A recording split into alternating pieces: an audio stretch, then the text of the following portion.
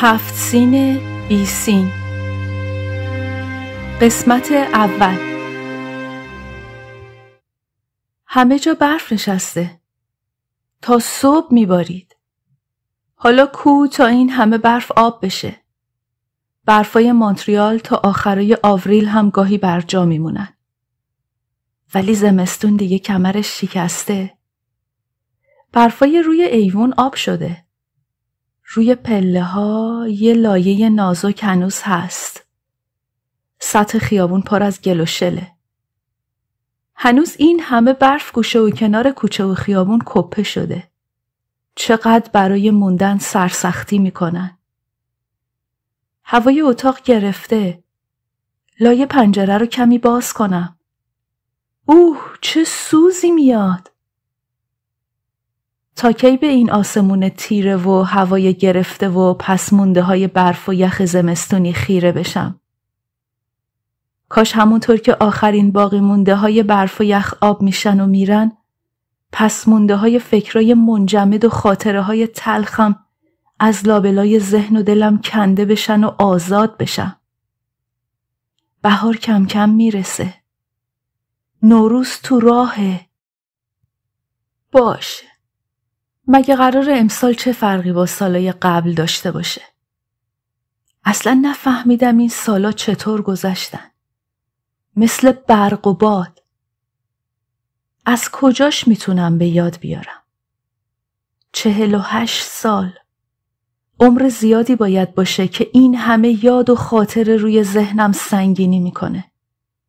انگار توی سرم 48 تا قفسه پر از کتاب چیده باشن. کتابایی که خونده شدن و بعضی قصه هاشون هیچ وقت فراموش نشد. چقدر حرف دارم از سالای نزدیک یا دور. از اینجا که وقتی نوروز میرسه هنوز همه جا سرد و سفیده. یا از اونجا که با نوروز جوونه و شکوفه و آفتاب میومد. درسته. نوروز هر سال با نوروز سالای دیگه فرق داشته. همونطور که همه سالا و ماها و روزا با هم فرق داشتن. همونطور که ذهن من مثل صندوقچه توی پستوی خونه مادر بزرگ که پر از اشیای گوناگون و رنگارنگ بود با پیش آمدای جوراجور پر شده. زندگی مثل یه کتاب نقاشیه. دوست دارم یه گوشه بشینم و اونو آروم آروم ورق بزنم و مثل بچه ها به طرح و نقشای رنگارنگش خیره بشم و اینجوری وقت بگذرونم. پاره ای از نقشا مثل روزای آفتابی روشن و نمایونن. بعضیا مثل کتابای کهنه گوشه انبار پدر بزرگ پوسیده شدن و رنگ باختن. یه سری از شبا و روزا با چه رنگای شاد و سرزنده‌ای طراحی شدن. وقتی بهشون نگاه میکنم دلم قنج میره. تبسم رو لبام میشینه. کاش میشد اونا رو همیشه با خودم نگه میداشتم. یا برمیگشتم و دوباره زندگیشون میکردم. برخی دیگه چقدر تلخ و تیرن. دوست دارم این صفحه ها رو سریع رد کنم یا پاره کنم و دور بریزم. هرچی بود تموم شد و رفت. ولی جای پای تک تکشون رو میتونم ببینم. روی صورت صاف و با تراوتی که داره در هم میشکنه. دیگه نوروز 25 سال پیش نیست که منو تو میون پرنیان و دانتل سپید سنگدوزی شده و الماسایی که به گوش و گردنم آویختن و خرمن گیسوی سیاهی که بالای سرم زیر تاج گل جمع کردن، با اون همه شور و تشویق و تشریفات روی اسب سپید بخت نشوندن و به سوی سرزمین خوشبختی روانه کردن. سرزمین ناشناخته. نوروز 30 سال پیش هم نیست که پسرای دوست و آشنا جذب بی‌پروایی و شیرین سخنی می شدن و سر یه نگاه خریدارانم با هم شرط می بستن. اما حالا چی؟ آره، هنوز نوروز برام همونقدر زیبا و نوید بخشه. هر سال بهار که میشه باز پر از غرور و سرخوشی میشم. باز میخوام جوونه بزنم. میخوام شکوفه کنم. 15 سال پیشم وقتی با خونه و خانواده خداحافظی کردم و تن به یه سفر دور و بی انتها دادم، میخواستم دگرگون بشم. نوروز 1382. آخرین جشن نوروز توی خونه بزم دل کندن و رفتن بود. خونه پر شد از دوستا و قوم و خویشایی که برای دید و بازدیدای نوروزی و خداحافظی می اومدن. من در میون همه اونا چقدر احساس تنهایی می کردم. کدوم یکی از اون آدما می تونستن بفهمن در دلم چه غوغایی بود؟ کی دلش با من بود؟ یا می تونست با هم همدردی کنه؟ اونایی که زخم زبون می زدن؟ یا اونایی که نگاه می کردن و یه لبخند مرموز به لب داشتن و من نمی فهمیدم تو دلشون چی می گذره؟ فرناز آرزو کرد به هر چی میخوام برسم. دوست خوب دوران مدرسه. مگه قرار بود برم بهشت؟ دختر خاله با تردید ازم پرسید حالا واقعاً میخوای بری؟ خاله دعا کرد ایشالله به زودی این سفر به پایان میرسه و به خونه برمیگردی. یه نفر گفت حالا چرا کانادا؟ تو اون سرما؟ چرا اروپا نمیری تا نزدیک اقوام دیگه باشی؟ دیگری گفت تو غربت دووم نمیاری، 1 سال به 2 سال نکشیده بر میگردی. هیچ وقت نفهمیدم این یه دعای خیر بود یا فال بد. مهنوش همه جا دنبالم میومد و تکرار میکرد آبجی منم با خودت ببر. اگه من پیشت باشم تنها نمیمونی. من چقدر نیاز به تنهایی داشتم. عمه خانوم با لبخند تلخی پرسید پس تکلیف تناس چی میشه؟ تنهاش میذاری؟ مادر بزرگ از همه با انصافتر بود. سهمیم برای من قائل شد. گفت مادر جان ما اون وقتا 2 تا خونه داشتیم. تابستونا که هوا گرم میشد میرفتیم لواسون. زمستونا که سرد و یخبندون بود می اومدیم تهران. حالا قسمت شده تو هم 2 تا خونه داشته باشی. گاهی اونجا باش ولی بیشتر بیا اینجا. مامان که با چشمای سرخ باد کرده و لبایی که با بغض روی هم فشار میداد به هم نگاه میکرد. انگار بهش بد کرده بودم.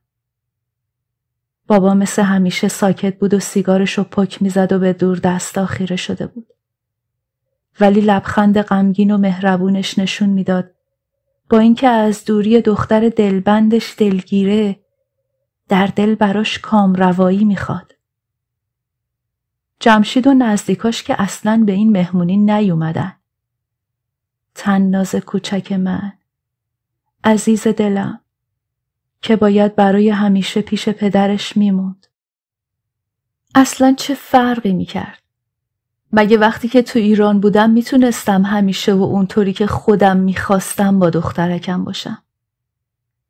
برای با اون بودن باید با مردی میموندم که نه خودش حرفی برای گفتن داشت نه به کسی اجازه حرف زدن میداد. دخترکم هیچ وقت به روی من نیاورد ولی همیشه حس میکردم که از من دلخوره. امیدوارم روزی وقتی با تجربه تر شد بتونه درک کنه که دوری از اون برای من چقدر جان فرسا بوده. یاد بگیره که آزادگی یه ویژگی ممتاز انسانیه که برای داشتنش باید تاوان داد و اون سنگین ترین جریمه‌ای بود که مادرش برای حفظ شأن انسانیش باید میداد. نوروز 1372 خونه بزرگ و مجلل عموجان جایگاه سرور و پایکوبی بود. با شکوه ترین ولی غم انگیزترین شب عیدی که در تمام زندگیم داشتم. برای عروسشون سنگ تموم گذاشتن. جشن عروسی رو شب عید و همزمان با شب تولدش برگزار کردن. مهمونا میگفتن و میخندیدن و میرقصیدن. زنمو میگفت این جشن وصلت بهتریناست. بشکن میزد و میخوند. عروسی شاهانه، ایشالا مبارکش باد. جشن بزرگانه، ایشالا مبارکش باد. مامان میگفت امشب مثل یه فرشته جلوه‌گری میکنی. من از مرسدس گلپوش جمشید پیاده شدم و دست در دستش که به قول مادر بزرگ مثل یک شاهزاده جوان و مغرور بود از حیاط گذشتیم. هوا سرد و نمناک بود. آرزو می کردم همونجا روی یه صندلی کنار باغچه بشینم، اشک بریزم تا شب سر بشه. ولی باید می رفتیم. مهمونا چشم به راه یک رخداد مهم بودن. از پله ها بالا رفتیم و وارد سالن شدیم. جمعیت عظیمی بلند شد، هورا کشید، کف زد. صدای سوت و جیغ آدما و موسیقی که گروه ارکستر می نواخت گوشامو کر می کرد. باید از میون انبوه مهمونا میگذشتیم و بهشون خیر مقدم می گفتیم تا بریم و بشینیم سر سفره عقد. وقتی به صورت افراد نگاه می کردم سرم گیج می رفت. اگه داماد وظیفه شناس شونه هامو با دستاش محکم نگرفته بود حتما می افتادم. دوست نداشتم به صورت کسی نگاه کنم. فکر می کردم همه اونا می دونستن که دل من اونجا نبود، ولی هیچ کس اهمیت نمی داد. بعضیا سعی داشتن برق شادی و تقدیر رو تو چشماشون نشون بدن. دیگران با یه لبخند مصنوعی سلام می دادن و تعظیم می کردن و رو بر می گردوندن. انگار می خواستن رشک و حسدشون رو پنهان کنن. عده‌ای هم که معلوم بود فقط از سر تکلیف یا جبران محبت به اون جشن اومده بودن.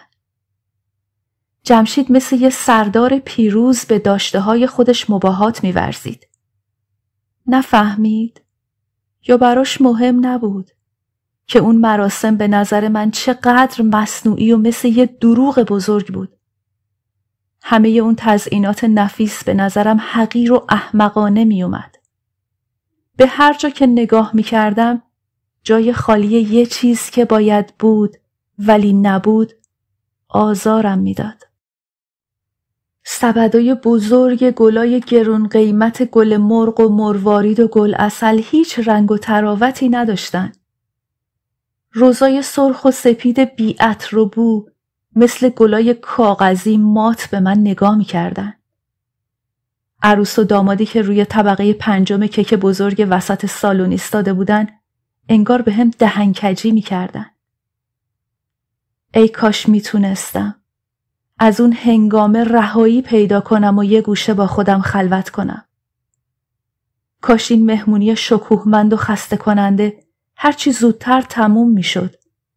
اون آدمای درو و چاپلوس که به ظاهر می خندیدن و در دل قبطه می خوردن به خونه هاشون برمی گشتن. کاش که دنیا انقدر نسبت به آدما بی تفاوت نبود و هر چیزی رو در جای درستش قرار می داد. اون وقت یکی از اون دخترایی که حسرت زندگی کردن با جمشیدو داشت جای منو می گرفت و من می تونستم اون جایی باشم که دلم بود. به هر حال در سمت من همه چیز بهتر بود. این مراسم اجباری لطفی هم داشت. می تونستم امیدوار باشم که مامان برای همیشه لب فرو ببنده و راحتم بذاره. شاید به این وسیله می تونستم از خونه‌ای که در اون همیشه دو چشم تیزبین و موشکاف مراقب کوچکترین رفتار و حرکاتم بود نجات پیدا کنم. ممکن بود در خونه جمشید بتونم اندکی بیشتر از خونه پدر آزادی یا حق انتخاب داشته باشم. در حالی که من میتونستم در چنین شب سخت و طولانی در میان انبوهی از آدما، دوست یا دشمن، مهربون یا خودپسند، خیرخواه یا حسود، در خیالات واهی خودم گم بشم و خودم و اندکی تسکین بدم، در سمت دیگه امید، تنها بود. هیچ تسلی خاطری نداشت. مامان درست روی مردونگی جمشید حساب کرده بود. اون پرقدرت وارد عمل شد. ولی من به بهانه درد عظیمی که در تمام اندامم پیچید چنان جیغی کشیدم که وحشت زده پس کشید و دیگه جرأت نکرد بهم نزدیک بشه. بعد انقدر گریه کردم تا خوابم برد. من درد چندانی حس نکرده بودم. فقط قلبم بود که تیر میکشید. در همون موقع شاید امید توی اتاق کوچک و ساده‌اش پشت میز تحریرش نشسته بود. کتاب میخوند یا شعر مینوشت یا از شراب کهنه پدرش مینوشید. لابد با خودش کلنجار میرفت که منو داوری نکنه. از یه روز قبل از اون جشن منحوس دیگه هیچ وقت اونو ندیدم. چی به سرش اومد؟ شاید بعد از مدتی به کسی دل بسته و منو به کلی فراموش کرده باشه. احتمال داره توی یکی از اون درگیری‌ها دستگیر شده باشه یا نه، نمیخوام اینطوری فکر کنم. ممکنه او هم گریخته باشه و به یه سفر دور رفته باشه.